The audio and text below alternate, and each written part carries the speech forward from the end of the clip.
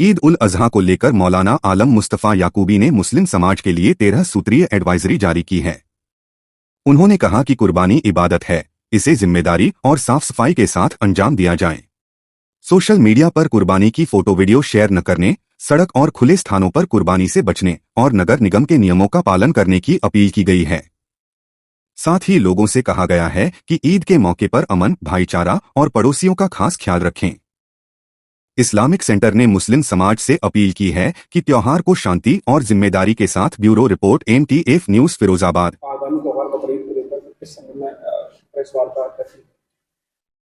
आज Islamic centre Firozabad की जानिब से 13 सूत्री एडवाइजरी जारी की जा रही है ईद उल अजहा और कुर्बानी से मुताल्लिक। जैसा कि पता है कि पूरे ज़िले में इस साल इस एडवाइजरी में कहा गया है कि 6 बजे से 9 बजे तक ईद उल अजहा की नमाजें अलग अलग मसाजिद में गांव और देहात और तहसीलों में होगी। दूसरी एडवाइजरी में कहा गया है कि ये कुर्बानी इब्राहीम अलैहिस्सलाम की एक सुन्नत है, ये कोई परंपरा नहीं है, रस्म नहीं है। इस कुर्बानी को पुरजोश तरीके से दें।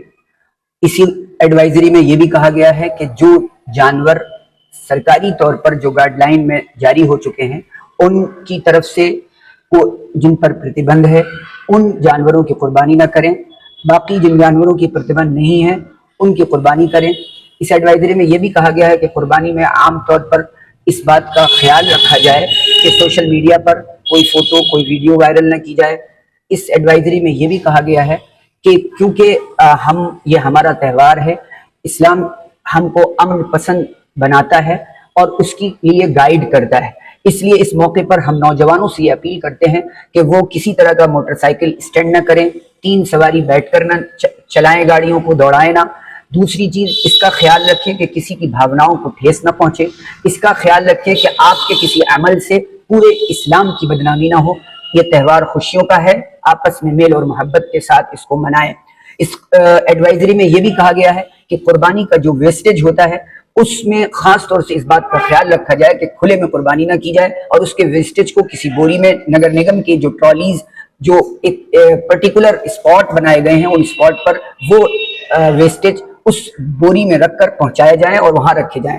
सफाई का खास एहतमाम रखें और कोई इस तरह का परिंदा या जानवर ना आए जो वेस्टेज को उठाकर किसी ऐसी जगह ले जाकर डाल दे जिससे शांति भंग हो जाए और अमन खत्म हो जाए। इसका ख्याल रखा जाए।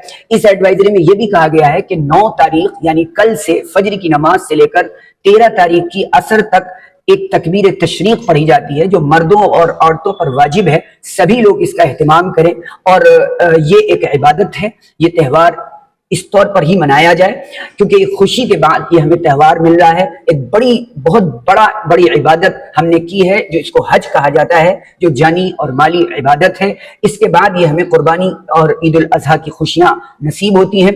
इसका खास ख्याल रखें। जो लोग 3 दिनों में कुर्बानी नहीं कर पाते हैं पूरी कोशिश के बावजूद, तो वो उनको भी ये हिदायत दी गई है इस एडवाइजरी में कि वो उस कुर्बानी के दिनों के बाद उतने पैसे वो सदका कर सकते हैं, लेकिन पूरी कोशिश करें कि कुर्बानी करें।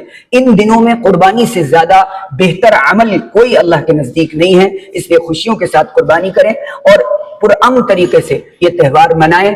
ये एडवाइजरी खास तौर से 13 सूत्री एडवाइजरी जारी की गई है और ये हर साल ऐसे मौकों पर इस्लामिक सेंटर एडवाइजरी जारी करता रहता है।